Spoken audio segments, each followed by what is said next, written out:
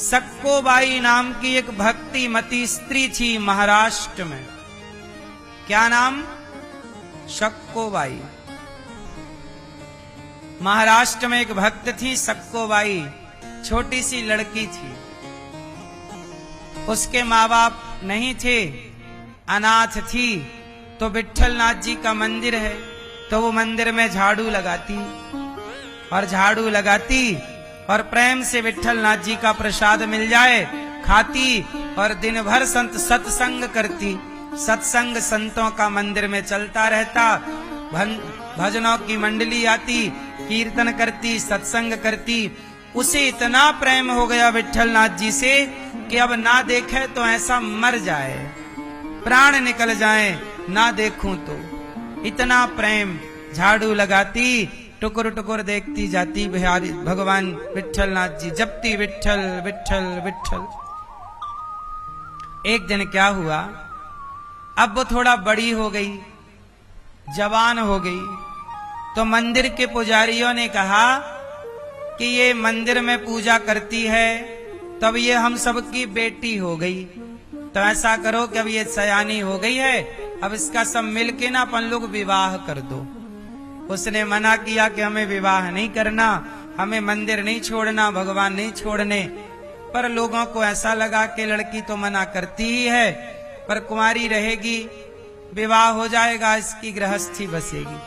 तो उन्होंने वहां से 20-25 किलोमीटर दूर कोई गांव था, उस गांव के बड़े आदमी थे जमींदार, उनका एक बेटा था, उससे सक्कोबाई का विवाह कर दिया।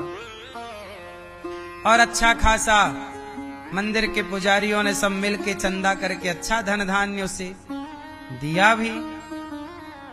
अब सक्कोबाई ससुराल गई, तो ससुराल में उसकी सास, ननंद, पति, ससुर, कोई विट्ठलनाथ जी को जानता भी नहीं, सब नास्तिक परिवार मिल गया, कोई भक्ति नहीं करता। अब ये परम भक्त और ससुराल मिला बिल्कुल भक्ति से शून्य, जीरो। अब ये भोजन बनाए, सास भोजन बनवाए, बर्तन धुलवाए, काम तो करती, पर ये काम करती जाए और रोती जाए, हे विट्ठलनाथ जी कब दर्शन दोगे, हे प्रभु कब दर्शन दोगे। भगवान की याद में काम करती और याद भगवान की करती, स्मरण भगवान का करती गई। क्या हुआ, एक दिन की बात है कि ये घर के आंगन में बर्तन धुल रही थी सक्कोबाई, तभी ना संतों की मंडली निकली।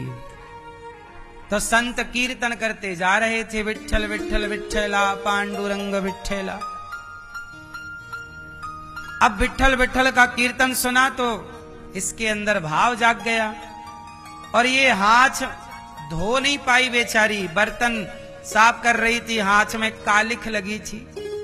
पहले के जमाने में लोग राख से बर्तन धुलते थे, तो राख लगी उसके हाथ में। और संत लोग जा रहे तो पूछा सक्को ने, महाराज कहाँ जा रहे हो? बोले हम पंडरीनाथ जी का दर्शन करने पंढरपुर जा रहे हैं। पंढरपुर मतलब जहाँ विट्ठलनाथ जी का मंदिर था। अब तो इसके भाव ऐसा आया, मैं भी चलूं आपके साथ? हाँ चलो, वहां उत्सव चालू है, चलो दर्शन करने चल रहे हैं। अब तो कीर्तन करती ये भी भीड़ में सम्मिलित हो गई। और जब गांव से संतों की टोली गुजरी तो गांव के किसी ने देखा कि अरे ये तो फलाने की बहू जा रही है। तो दौड़े आए और जमींदार जी से कहा, महाराज भैया तुम्हारी तो बहू बाबाओं के संग घूमी फिरी जा रही है। और जमींदार साहब बैठे अपने घोड़े पर।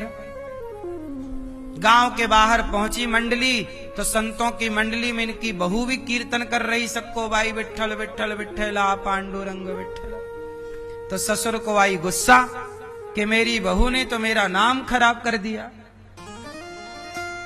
अब बहू के पकड़े बाल ससुर ने, और घोड़े पर बैठे बैठे बाल पकड़े और घसीट रहे, उसके पांव जमीन पर छिल रहे हैं, और घसीट कर लाए साहब। उसके तो पांव घिस गए पांव से रक्त की धार बह पड़ी।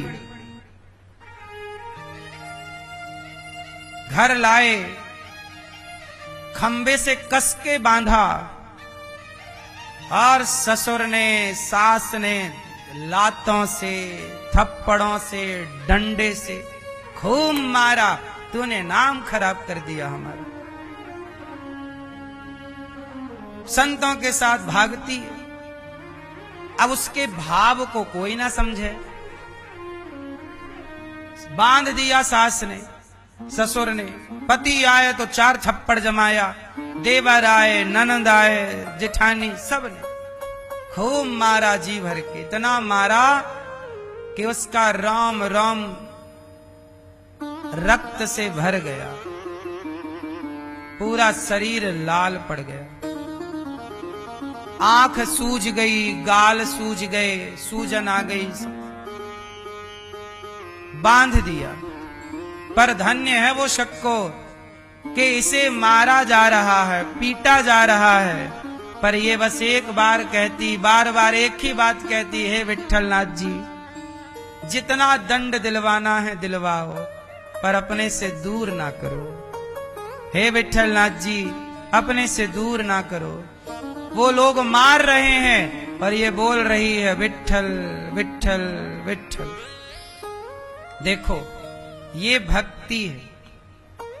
संसार, आपने हमारे साथ क्या व्यवहार किया, हमें इससे क्या करना है। हम हर क्षण भगवान को याद रखें। आपने मेरे साथ गलत व्यवहार किया, तो आपके गलत व्यवहार के कारण यदि मैं आपसे लड़ा, भिड़ा, तो इतनी देर के लिए तो मेरा भगवान का चिंतन छूट गया कि नहीं?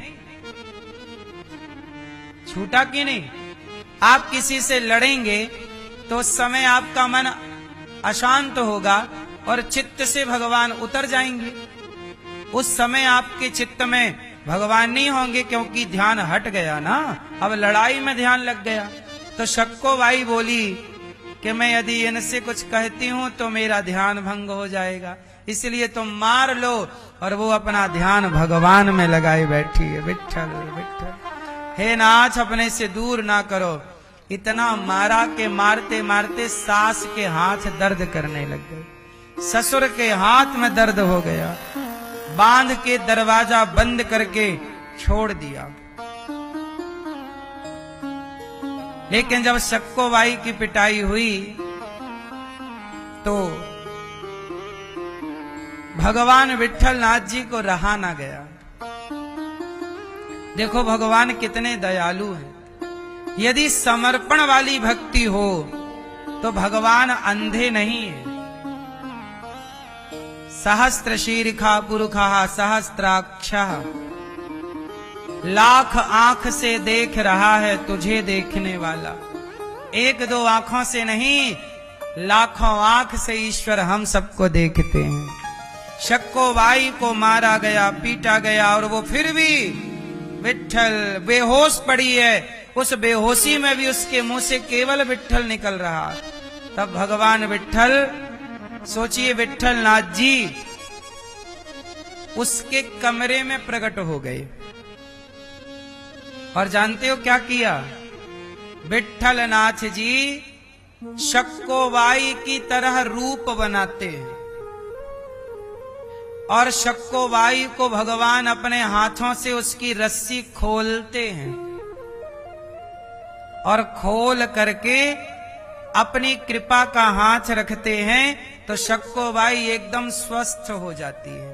और स्वयं भगवान शक्को बाई बनकर उस खंबे पर उस रस्सी से जैसे शक्को बंधी थी, खुद भगवान बंध गए विट्ठलनाथ जी। और बंध गए भगवान और शक्को बाई को घर से बाहर किया और संतों की दूसरी टोली में भगवान ने उसे सम्मिलित करा दिया। और वो शक्को को पता ही नहीं कि मैं कब खुली, कैसे बाहर आई। और वो कीर्तन करती करती वो पहुंची विट्ठलनाथ जी। तब तक हो गया यहाँ सवेरा। सवेरा हुआ तो सास आई, दरवाजा खोली और एक थप्पड़ मारा अपनी बहू को। और अब वो बहू थी नहीं, भगवान थे। तो भगवान को थप्पड़ मारा, क्योंकि अब बहू की जगह बंधे कौन है? हाँ, कई बार भक्त का बंधन भगवान स्वीकार कर लेते हैं। यही तो दयालुता है। भगवान ने भक्त को मुक्त कर दिया और खुद बंधन में बंध गए। सवेरा हुआ, संतों की मंडली टोली विट्ठलनाथ जी पहुंची और सवेरा जब भगवान का दर्शन हुआ तो शक्कोबाई भगवान के दर्शन करते करते बोली, हे विट्ठलनाथ जी, अब अपने से दूर ना कीजिएगा। ऐसा कहना था, समर्पण कर दिया। ऐसी उत्कंठा हुई मिलन की कि उसकी दिव्य ज्योति आत्मा दिव्य ज्योति के रूप में शरीर से निकली और जाकर विट्ठलनाथ जी के श्री चरणों में समा गई। लोगों ने कहा, अरे ये तो शक्कोबाई है। सब पहचान गए कि ये तो हमने इसका विवाह किया था। सूचना पहुंचाई उसके घर कि भाई आपकी बहू के प्राण निकल गए हैं, मंदिर में दर्शन करते करते परम भक्त है। अब उसके ससुर को सूचना मिली कि आपकी बहू पंढरपुर में मंदिर में दर्शन करते करते प्राण त्याग चुकी है। ससुर जी बोले, मेरी बहू तो कमरे में बंधी है, वो मंदिर कैसे जाएगी? ससुर बोला, कभी थोड़ी देर पहले मैंने उसको 4 थप्पड़ मारे हैं। बोले दिखाओ। अब जब खोला कमरा, देखा तो थोड़ी देर पहले तक तो सास ने देखा था कि बहू बंधी है, ससुर ने भी देखा, पति ने भी देखा, भोजन पानी सब बंद कर रखा था, पर मारने जाते थे सब लोग। तो सवेरे भी उसको मार के आए थप्पड़। अब सूचना आई कि वो तो मंदिर में मर चुकी। और जब दरवाजा खोला गया तो पता लगा वहां रस्सी पड़ी, वहां कोई। अब भगवान को लगा, जब मेरा भक्त ही चला गया, मेरा भक्त बंधन से मुक्त हो गया, तो मैं भी बंधन से मुक्त हो जाऊं। भगवान अपना अंतर्धान हो गए। अच्छा, भगवान ना बंधते तो इसके सास ससुर को पता चल जाता कि बहू चली गई, तो फिर रास्ते से पकड़ के ले आते, तो फिर ये बाधा बन जाते ना। भगवान के दर्शन में ये ससुर बाधा बन जाता। तो मेरे भक्त के रास्ते में कोई बाधा ना बने, इसके लिए स्वयं भगवान बंधन को स्वीकार करते हैं। और अब उन्होंने, ससुर ने कहा कि तो अभी यहीं थी, अब कहां चली गई? बोले वो तो कई घंटों से वहां प्राण त्याग चुकी है। सवेरे प्राण त्यागे हैं, बिल्कुल सवेरे, और हमें यहां आने में ही 2 घंटा लगा, तो 2 घंटे ये ले लो। और अब वो सब लोग गए तो वहां सक्कोबाई पड़ी। उसका शरीर बिल्कुल स्वस्थ था, क्योंकि भगवान ने ठीक कर दिया। आज भी विट्ठलनाथ जी के मंदिर में पंढरपुर में उसकी आज भी समाधि है। ये पूरी कथा केवल ये समझाना चाहती है कि यदि भक्त निष्काम भाव से वो उलझे ना संसार में, हर परिस्थिति को कृपा माने, डंडे पड़े या पुष्पों की आप पर फूलों की बारिश हो, या आप पर डंडों की या जूतों की बारिश हो, हर बारिश चाहे फूलों की हो या डंडों की, ये कृपा है ईश्वर की। दोनों को स्वीकार जो करे और दोनों परिस्थिति में ईश्वर के अधीन और आश्रित रहे, वही भक्त है। ये भक्त के लक्षण है। शक्कोबाई को भगवान मिले,